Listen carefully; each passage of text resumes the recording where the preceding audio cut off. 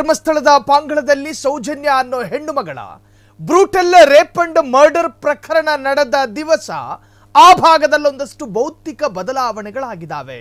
ಹಾಗಾದ್ರೆ ಆ ಬದಲಾವಣೆಗಳನ್ನ ಹೇಳಿದ್ಯಾರು ಅಂತ ಕೇಳಿದ್ರೆ ಸಾಕ್ಷಿದಾರ ಚಿನ್ನಯ್ಯ. ಹಾಗಾದ್ರೆ ಮಹೇಶ್ ಶೆಟ್ಟಿ ತಿಮರೋಡಿ ಟೀಮ್ನಿಂದ ಬಿಡುಗಡೆಯಾಗ್ತಿರುವಂತಹ ಒಂದೊಂದು ವಿಡಿಯೋದಲ್ಲೂ ಕೂಡ ಅತ್ಯಂತ ಬ್ಲಾಸ್ಟಿಂಗ್ ಮಾಹಿತಿಗಳು ಸೋರಿಕೆಯಾಗ್ತಾ ಇದೆ. ಹಾಗಾದ್ರೆ ಕಟ್ಟ ಕಡೆಯದಾಗಿ ರಿಲೀಸ್ ಆದ ವಿಡಿಯೋದಲ್ಲಿ ಚಿನ್ನಯ್ಯ ಹೇಳಿರುವ ಅತಿ ಮಹತ್ವದ ಸಾಕ್ಷ್ಯ, ಸೌಜನ್ಯ ಕೇಸ್ ಆದ್ಮೇಲೆ ಎಲ್ಲಾ ಕ್ಯಾಮೆರಾಗಳನ್ನ ತೆಗೆದ್ರು. ಸೌಜನ್ಯ ಘಟನೆ ಬಳಿಕ ಅಲ್ಲಿದ್ದ ಅಂಗಡಿಗಳನ್ನ ತೆಗೆಸಿದ್ರು. ಅಲ್ಲಿಯವರೆಗೂ ಅಲ್ಲಿ ದೊಡ್ಡ ಕ್ಯಾಮೆರಾ ಹಾಕಿದ್ರು. ಎಲ್ಲ ದಾರಿಯಲ್ಲಿದ್ದ ಸಿಸಿಟಿವಿ ಕ್ಯಾಮೆರಾ ತೆಗೆದು ಹಾಕಿದ್ರು. ಅಪ್ಪಣ್ಣ ಹೋಟೆಲ್ ಹೆಸರು ಪ್ರಸ್ತಾಪಿಸಿದ ಚಿನ್ನಯ್ಯ. ಪ್ರತ್ಯೇಕ ಹೋಟೆಲ್ನ ಹೆಸರು ಪ್ರಸ್ತಾಪ, ನೇತ್ರಾವತಿಯ ಸೂಪರ್ವೈಸರ್ ರಾಜೇಶ್ ಹೆಸರು ಪ್ರಸ್ತಾಪ, ಸೌಜನ್ಯ ಮಾವ ವಿಠಲ ಗೌಡರ ಬಗ್ಗೆ ಚಿನ್ನಯ್ಯ ಗುಣಗಾನ. 10ನೇ ವಿಡಿಯೋದಲ್ಲಿ ಸಾಕ್ಷ್ಯ ನಾಶದ ಬಗ್ಗೆ ಅತಿ ಸ್ಪಷ್ಟ ಹೇಳಿಕೆಯನ್ನ ಕೊಟ್ಟಿದ್ದಾನೆ ಚಿನ್ನಯ್ಯ. ತಿಮರೋಡಿ ಜೊತೆ ಎಲ್ಲ ಹೇಳ್ಕೊಂಡ ಚಿನ್ನಯ್ಯ. ಸೌಜನ್ಯ ಕೇಸ್ ಆದ್ಮೇಲೆ ಏನೇನಾಯಿತು, ಅಲ್ಲಿ ಆ ಭಾಗದಲ್ಲಿ ಆ ಪರಿಸರದಲ್ಲಿ ಆದಂತಹ ಬದಲಾವಣೆಗಳು, ಕ್ಯಾಮರಾವನ್ನ ತೆಗೆಯಲಾಯಿತು, ದೊಡ್ಡ ಕ್ಯಾಮರಾವನ್ನ ಇಡಲಾಯಿತು, ಅಪ್ಪಣ್ಣ ಅನ್ನೋ ಹೋಟೆಲ್ ಬಂದಾಯಿತು, ಅದನ್ನು ತೆಗೆಸಿದ್ರು ಅಲ್ಲಿಂದ. ಸೌಜನ್ಯ ಕೇಸ್ ಆದ್ಮೇಲೆ ನಡೆದಂತಹ ಬದಲಾವಣೆಗಳಿದು. ಸೌಜನ್ಯ ಘಟನೆ ಬಳಿಕ ಅಲ್ಲಿದ್ದ ಅಂಗಡಿಗಳನ್ನ ತೆಗೆಸಿದ್ರು. ಅಲ್ಲಿಯವರೆಗೂ ಕೂಡ ಅಲ್ಲಿ ದೊಡ್ಡ ದೊಡ್ಡ ಕ್ಯಾಮರಾ ಹಾಕಿದ್ರು. ಎಲ್ಲಾ ದಾರಿಯಲ್ಲಿದ್ದಂತಹ ಸಿಸಿಟಿವಿ ಕ್ಯಾಮರಾವನ್ನ ತೆಗೆಸಿ ಹಾಕಿದ್ದಾರೆ. ಸೊ ಇದು ಚಿನ್ನಯ್ಯ ಎಕ್ಸ್ಕ್ಲೂಸಿವ್ ಆಗಿ ಮಹೇಶ್ ಶೆಟ್ಟಿ ತಿಮರೋಡಿಯ ಮನೆಯಲ್ಲಿ ಕೊಟ್ಟ ಅತಿ ದೊಡ್ಡ ಸ್ಟೇಟ್ಮೆಂಟ್. ನೋಡ್ಕೊಂಡು ಬನ್ನಿ. ಆದ ನಂತರನೇ ಇದು ಸೌಜನ್ಯ ಕೇಸ್ ಆಯ್ತು ನೋಡಿ. ಅದ ನಂತರ ಯಾವ ವರ್ಷ ಇತ್ತು ಅಂತ ಅದು ನನಗೆ ಗೊತ್ತಿಲ್ಲ. ಆದ ನಂತರ ತೆಗೆದಿದ್ದಾರೆ. ಯಾವ ತೆಗೆದಿತ್ತು 100% ಇತ್ತು. ಅದಕ್ಕೆ ಮುಂಚೆ ಇವ್ರದ್ದು ನಿಮ್ಗೆ ರೆಸ್ಟ್ ಬೇಕಾದ್ರೆ ಅದನ್ನು ನೋಡಿ ನೀವು ಗೊತ್ತಾಗೋದು, ರೆಸ್ಟ್ ಬೇಕಾದ್ರೆ ಸ್ವಲ್ಪ ಆಟಕ್ಕೆ ಹೋಗಿ ಮರದ ಮರೆಯಲ್ಲಿ ಹೋಗಿ ಕುತ್ಕೊಂಡು ಟೀ ಕುಡಿಯೋದು. ಹಾಗಾದ್ರೆ ಪಕ್ಕ ಅಲ್ಲಿ 100 ದೊಡ್ಡದು ತಿರುಗುವಂತದ್ದು ಇದ್ದಿತ್ತು. ಮತ್ತೆ ಇದರಲ್ಲಿ ಇದೆ ಸಾಂತ್ವನದಲ್ಲಿ ಉಂಟು. ಅದು ಹೀಗೆ ನೋಡುದು, ಅದು ಹೀಗೆ ನೋಡುದು ಮಾತ್ರ. ಅಲ್ಲಿ ಇದು ತಿರುಗೋದು ಮಾರ್ಗ ಎಲ್ಲ ಕಾಣ್ತದೆ. ಈ ಮಾರ್ಗ ಆ ಮೂಲೆಯವರೆಗೆ ಸಂಘ ಕಾಣ್ತದೆ, ಮಣ್ಣ ಸಂಘವರೆಗೆ ಕಾಣ್ತದೆ, ಸಂಘವರೆಗೆ ಕಾಣ್ತಿತ್ತು. ಈ ಕಡೆ ನಮ್ಮ ಸನ್ಸೆಟ್ ರೋಡ್ವರೆಗೆ, ನಮ್ಮ ಆ ರೋಡ್ ವರೆಗೆ ಕಾಣ್ತದೆ. ಟಾಯ್ಲೆಟ್ ಸ್ಟೆಪ್ ಈಚೆವರೆಗೆ ಕಾಣ್ತದೆ. ಅಲ್ಲಿಂದ ಅಷ್ಟೇ ದೂರ ಆ ಕಡೆ ಸೇರಿಬೇಕು. ಈ ಕಡೆ ಅಷ್ಟೇ ದೂರ ಆ ಕಡೆ ಕರೀತಾ ಇತ್ತು. ಅದು ಬಸ್ ಸ್ಟ್ಯಾಂಡೇ ಕಾಣುದಿಲ್ಲ ಈಗ. ಅದು ಈ ಕೇಸ್ ಆದ ಮೇಲೆ ಇವರು ಇಲ್ಲೇ ಅಂಗಡಿ ಕಟ್ಸ್ತೇನೆ, ಬಿಲ್ಡಿಂಗ್ ಕಟ್ಸ್ತೇನೆ ಅಂತ ಹೇಳಿ ಇದನ್ನು ಖಾಲಿ ಮಾಡಿಸಿದ್ರು. ಇದು ಖಾಲಿ ಆಯ್ತು.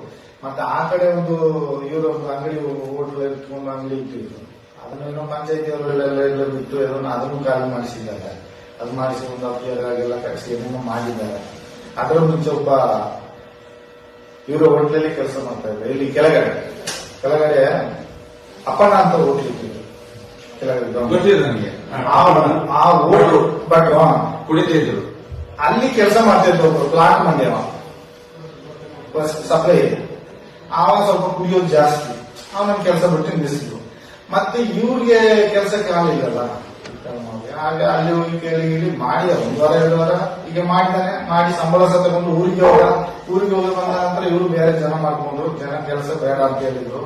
ಅವ ಬಂದವ್ ಮತ್ತೆ ಹೋಗ್ಲಿಕ್ಕೆ ಉಪಾಯ ಇಲ್ಲ ಅಂತ ಹೇಳಿ ಅಲ್ಲೇ ಬಸ್ ಸ್ಟ್ಯಾಂಡ್ ಅಲ್ಲಿ ಕೆಮ್ಕೊಂಡೇ ಬಿದ್ದಿದ್ದ. ಕೆಮ್ಕೊಂಡೇ ಬಿದ್ದಿದ್ದ, ಹುಷಾರಿರ್ಲಿಲ್ಲ. ಮತ್ತೆ ಇವರು ಒಂದ್ಸರಿ ನನ್ನ ಹೆಸರನ್ನು ಕೆಡಿಸ್ಬೇಡ ಮಾರಾಯ, ನಾವು ನಿನ್ನ ಕೆಲಸದಿಂದ ಬಿಟ್ಟಾಗಿದೆ, ನಿನ್ನ ಕೆಲಸ ನೋಡ್ಕೊಂಡು ಹೋಗು ಅಂತ ಹೇಳಿದ್ದಾರೆ. ಆದ ನಂತರ ಇವನು ಕೇಳಿದ್ರು. ಮತ್ತೆ ಹುಷಾರಿಲ್ಲ ಎಲ್ಲ ನಿಮ್ಮ ಹೋಟ್ಲಲ್ಲಿ ಕೆಲಸ ಮಾಡಿದ್ರು ಹಾಗೆ ಹೇಳಿದ್ರಲ್ಲ. ಮತ್ತೆ ಇವನು ಧರ್ಮಸ್ಥಳ ಬೆಳ್ತಂಗಿ ಹಾಸ್ಪಿಟಲ್ ಕೊಂಡಾಗ ಅಡ್ಮಿಟ್ ಮಾಡಿ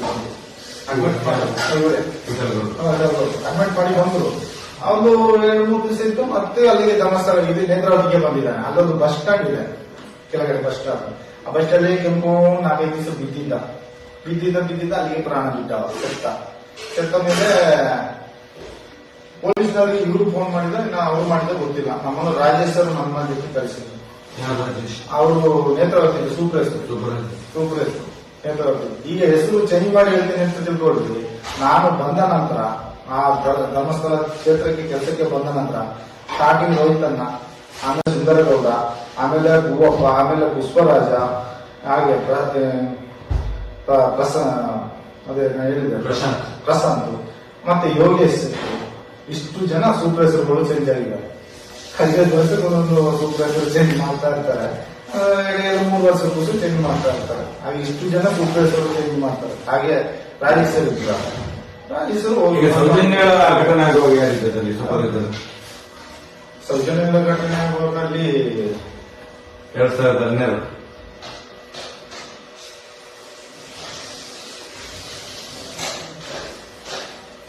ಅಲ್ಲಿ ಯೋಗೇಶ್ ಶೆಟ್ರು ಇತ್ತು. ಯೋಗೇಶ್ ಶೆಟ್ರು ಅಂತ ಪ್ರಶಾಂತ್ ಇತ್ತು. ಪ್ರಶಾಂತ್ 3 ವರ್ಷ ಇತ್ತು. ಅವರ ಮುಂಚೆ ಯೋಗೇಶ್ ಶೆಟ್ರು ಇತ್ತು. ಯೋಗೇಶ್ ಶೆಟ್ರು ಅವರು ಮಾರಿಗುಡಿ ಹತ್ರ ಮನೆ, ಮಾರಿಗುಡಿ ದೇವಸ್ಥಾನದ ದ್ವಾರದ ಈಚೆ ಮಾರಿಗುಡಿ ಯೋಗೇಶ್ ಶೆಟ್ರು ಇದ್ರು. ಯೋಗೇಶ್ ಶೆಟ್ರು ಸ್ವಲ್ಪ ಸಮಯ ಇದ್ರು, ಒಂದು 3 ವರ್ಷನ 5 ವರ್ಷ 3 ವರ್ಷನ 4 ವರ್ಷ ಇದ್ರು. ಅದ್ರ ನಂತರ ಪ್ರಶಾಂತ್ ಬಂದರು. ಪ್ರಶಾಂತ್ ಇದ್ದಾಗ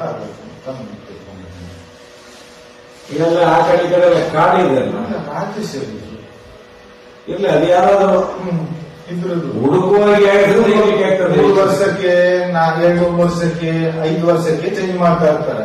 ಅಷ್ಟು ಸೂಪರ್ವೈಸರ್. ನಾವು ಲೈಫ್ ಲಾಂಗ್ ಇವರು 3 ವರ್ಷಕ್ಕೆ ಚೇಂಜ್ ಮಾಡೋರು. ನಾವು ನನಗೆ ಯಾವಾಗಲೇ ಗೊತ್ತಿತ್ತು ಸೌಜನ್ಯನ ಘಟನೆ ಆಗಿ ನಾನು 3ನೇ ದಿವಸಕ್ಕೆ ಸ್ಟೇಷನ್ಗೆ ಕಳಿಸ್ತಾರೆ, ನಾನು ಹೋಗ್ತೇನಂತ. ಆದ್ರೆ ಇನ್ನೊಂದು ನನಗೆ ಆಶ್ಚರ್ಯ ಅಂದ್ರೆ ಸೌಜನ್ಯನ ಅನ್ಕೊಂಡೆ ಅಲ್ಲೇ ಆದ್ರು ಇಲ್ಲಿ ಲೀಕ್ ಔಟ್ ಆಗಿದೆ. ಉಜಿರೆಯಲ್ಲಿ ಕೆಲಸ ಗೊತ್ತಿಲ್ಲ. ಉಜಿರೆಯಲ್ಲಿ ಎಂತ ಅಂತೇಳಿ ಈ ಕೊಲೆ ಕೊಡಕಾರಣ. ಆದ್ರೆ ಪಾಪ ಊರಿನವರು ಅವರನ್ನು ಎಲ್ಲಿಗೆ ಗೊತ್ತಿಲ್ಲ. ಆದ್ರೆ ಅವರ ಬಾಯಲ್ಲಿ ಆ ವಿಷಯವನ್ನು ಕೇಳಿದೆ. ಇದು ದೊಡ್ಡದು ಯಾರು ಅಂತೇಳಿ ನದಿಯಲ್ಲಿ ಎಲ್ಲ ಚಿಕ್ಕದೆಲ್ಲ ಸಿಕ್ಕಿದ್ರೆ ತಗೊಂಡೋಗಿ ಕೊಟ್ಟು ನಾವು ಚಾ ಖರ್ಚಿ ಆಗಿದ್ದು 1500 ಸಿಕ್ತಿತ್ತು. ಅದೇ ಸಿಕ್ಕಿದ್ದು ನಾವು ಕೊಂಡೋಗ್ಬಿಟ್ರೆ ಆ ಟೈಮಲ್ಲಿ ನೇತ್ರ ಜೈಲರ್ಸ್ ದೇವಕರ ಅಂತ ಇದ್ದಾರೆ. ಅವರು ನನಗೆ ಹೇಳಿದ್ದು ನಿಮ್ಮ ಒಂದು ಗೊತ್ತಾಗ್ತಾ ಇಲ್ಲ ಅಂತ ಹೇಳಿದ್ರು. ನನಗೆಲ್ಲ ಗೊತ್ತುಂಟು, ಗೊತ್ತಾಗ್ತದೆ ಸ್ವಲ್ಪ ದಿನದಲ್ಲಿ ನೋಡಿ ಗೊತ್ತಾಗ್ತದೆ. ಹೊರಗೆ ಬರ್ತದೆ ನೋಡಿ ಯಾರು ಅವರು ಸಣ್ಣ ಮಗನ ಅಂತ ಅವರು ಹೇಳಿದ್ದಾರೆ. ಮಹೇಶ್ ಶೆಟ್ಟಿ ತಿಮರೋಡಿ ಮತ್ತು ಮಾಜಿ ಸಾಕ್ಷಿದಾರ ಚಿನ್ನಯ್ಯ ಮುಖಾಮುಖಿ ಕೂತ್ಕೊಂಡು ಮಾತನಾಡ್ತಾರೆ. 3 ವರ್ಷಕ್ಕೆ 5 ವರ್ಷಕ್ಕೆ ಆಡಳಿತ ಕಮಿಟಿಯ ಸೂಪರ್ವೈಸರ್ ಬದಲಾವಣೆ ಆಗೋದನ್ನು ಕಂಡಿದ್ದೀವಿ. ಆದರೆ ಇಲ್ಲಿ ನಿರಂತರವಾದ ಬದಲಾವಣೆಗಳಾಗ್ತಾ ಇತ್ತು. ಸೌಜನ್ಯ ಪ್ರಕರಣ ನಡಿಬೇಕಾದ್ರೆ ಪ್ರಶಾಂತಿ ಎನ್ನುವಂತಹ ಸೂಪರ್ವೈಸರ್ ಇದ್ದ, ಇದು ಹೇಳೋದು ಚಿನ್ನಯ್ಯ. ದಾರಿ ಉದ್ದಕ್ಕೂ ಇದ್ದ CCTVಗಳನ್ನ ಬದಲಾಯಿಸಲಾಗಿತ್ತು. ಅಪ್ಪಣ್ಣ ಅನ್ನೋ ಹೋಟೆಲನ್ನ ಅಲ್ಲಿಂದ ತೆಗೆಸಿದ್ರು. ಅಲ್ಲಿ ಕೆಲಸಕ್ಕಿದ್ದಂತಹ ಯುವಕ ಕ್ರಮೇಣ ಕಣ್ಮರೆಯಾದ, ಅರ್ಥಾತ್ ಕೆಲಸ ಕಳ್ಕಂಡ. ಇವೆಲ್ಲವೂ ಚಿನ್ನಯ್ಯನಿಗೆ ಅನುಮಾನ ಹುಟ್ಟಿಸಿದೆ. ಈ ಪ್ರಕರಣದಲ್ಲಿ ಚಿನ್ನಯ್ಯನಿಗೆ ಅನೇಕ ವಿಚಾರಗಳು ಅನುಮಾನವನ್ನು ಮೂಡಿಸಿದೆ. ಅದನ್ನು ಹೇಳ್ಕತಾನಾತ ಮಹೇಶ್ ಶೆಟ್ಟಿ ತಿಮರೋಡಿಯ ಜೊತೆ ಕೂತ್ಕೊಂಡು ಮುಖಾಮುಖಿ ಮಾತುಕತೆಯಲ್ಲಿ ಒಂದೊಂದು ಹೇಳಿಕೆಯಲ್ಲೂ ಕೂಡ ನಗ್ನ ಸತ್ಯಗಳನ್ನು ಬಿಚ್ಚಿಡ್ತಾನೆ. ಚಿನ್ನಯ್ಯನ ದೃಷ್ಟಿಯಲ್ಲಿ ಅದು ನಗ್ನ ಸತ್ಯ. ಇನ್ನು ಪೊಲೀಸರು ಇನ್ವೆಸ್ಟಿಗೇಷನ್ ಮಾಡಬೇಕು. ಮಹೇಶ್ ಶೆಟ್ಟಿ ತಿಮರೋಡಿ ಅವರು ಎಲ್ಲವನ್ನೂ ಕೂಡ ಕೇಳಿಸಿಕೊಳ್ತಾರೆ. ಆ ಸ್ಥಳ ಮತ್ತು ಆ ಸಂದರ್ಭದಲ್ಲಿ ಮಹೇಶ್ ಶೆಟ್ಟಿ ತಿಮರೋಡಿ ಎಕ್ಸಲೆಂಟ್ ಲಿಸನರ್, ಒಂದು ಉತ್ತಮ ಅದ್ಭುತ ಕೇಳುಗಾನಾಗಿ ಕೂತ್ಕೊಂಡು ಕೇಳಕತ್ತಾರೆ. ಎಲ್ಲವನ್ನು ಹಂತ ಹಂತವಾಗಿ ಎಲ್ಲವನ್ನೂ ಕೂಡ ಬಿಚ್ಚಿಡ್ತಾನೆ. ಇದು ಚಿನ್ನಯ್ಯ ಮಹೇಶ್ ಶೆಟ್ಟಿ ತಿಮರೋಡಿಯ ಜೊತೆ ಆಡಿದ ಎಕ್ಸ್ಕ್ಲೂಸಿವ್ ಮಾತಿನ ಪೈಕಿ ಅತಿ ಮಹತ್ವದ ಮಾತು. ಕ್ಷಣ ಕ್ಷಣದ ಸುದ್ದಿಗಳಿಗಾಗಿ ಫ್ರೀಡಂ ಟಿವಿ ಸಬ್ಸ್ಕ್ರೈಬ್ ಮಾಡಿ, ಲೈಕ್ ಮಾಡಿ ಹಾಗೂ ಫಾಲೋ ಮಾಡಿ. ಹೊಸ ಸುದ್ದಿಗಳ ನೋಟಿಫಿಕೇಶನ್ಗಾಗಿ ಬೆಲ್ ಐಕಾನ್ ಮೇಲೆ ಕ್ಲಿಕ್ ಮಾಡಿ.